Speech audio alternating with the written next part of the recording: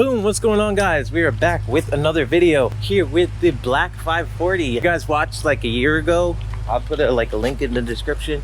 We had this car and it was a mess. It was a serious mess. Had bad CCV, bad head gasket, bad this, bad that, and it was just smoking out of the exhaust, but the car was clean. We bought a very clean shell from an older gentleman who had passed away. His wife was selling the car, so we bought that. It has like 120 miles on it, and it's a 540, as you can tell, E39 540i with the 4.4 V8. This is Aaron's car. If you guys don't know, he is the 540 guy, the E39 guy. That's the second one he's had. It's back now. It's gotten like a bunch of stuff done to it. I have like a list I will go through in another video, but today we're actually gonna go to the tint shop and get this car and Ben's Honda tinted as well. Nate's at work, so the Volkswagen's gonna miss out, but we're gonna head up to the tint shop. How dark are you thinking, bruh? You'll see in the next video. All right, how dark are you thinking? Same answer. All right, so let's head over to the tint shop.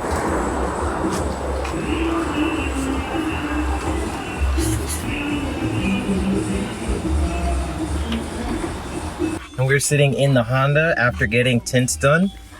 You want to show them what we did? I'll just start with the front. We got none on the windshields. We got 35 in the passenger and driver side in the front. And then passenger and rear, we got 5%. And on the rear windshields, 5%. And it looks good. I'm very satisfied with it. Short break from the BMW content. We have an issue with the Is300. Again, it is not starting. It's just cranking. Here, I'll just show you guys now. And nothing. You could give it gas and it would just still crank.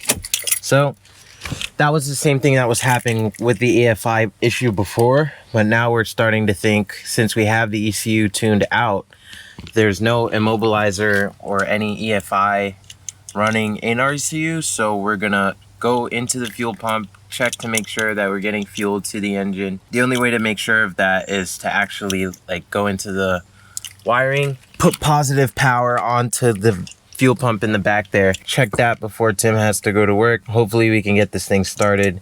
So with the Is300 stock, or originally they came from factory with a cranking fuel pump. The fuel pump doesn't actually come on until you start cranking. What we're gonna do now is try and take like a ignition source that comes on when the key is on and wire that straight to the fuel pump.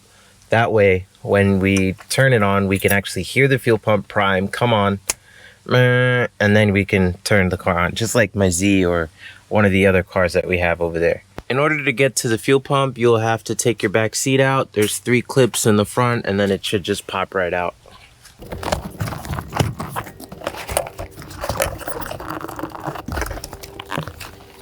3 10 mils right here, and then we're gonna pop the top head off. Tested the fuel pump by running a wire straight to the battery to the positive wire on the fuel pump, and we can hear it come on. So it's definitely coming on, which means the fuel pump's not dead. So something is preventing the fuel pump from actually coming on, or we have something mechanical up here stopping the car from starting. Could be spark plug or something related. We're gonna dive into it and continue to diagnose the issue. I currently have the ETS fuse and EFI fuse pulled out at the moment, and the negative battery terminal disconnected. Gonna do a hard reset on the ECU, see if that changes anything. To do that, we'll do that for 15 minutes, sit here with nothing plugged in, plug everything back in, and then I'm also gonna do the gas pedal reset for the steering wheel as well. After testing the fuel pump, we were able to confirm that this is a functioning fuel pump. That points us to believe that there's an issue with the ECU sending fuel pump actually turning on when we key in and crank. We did some research and also found that this unit here is used to regulates the voltage to the fuel sending unit, and that like regulates pressure to the engine. It's like economy things and stuff like that. We're gonna completely bypass that today by going into the wiring in the back here. So what we're gonna do is remote wire the power for the fuel.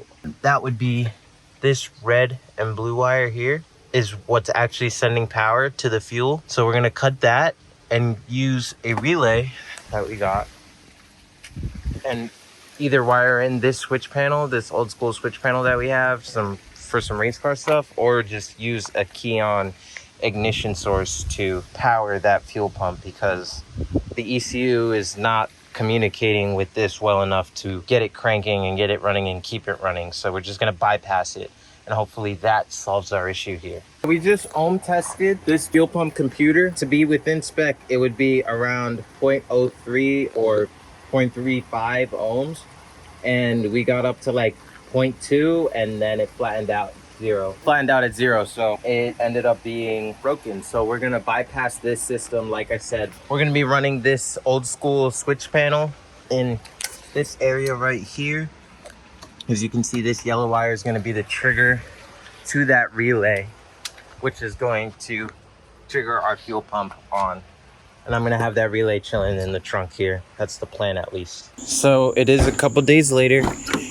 We have solved the issue officially with the Is300, installed that switch panel that I showed you guys earlier, and the car actually starts now. So what we have to do now is hit the switch, and you can hear the fuel pump prime when I hit it. That's it.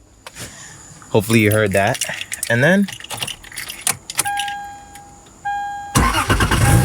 starts right up.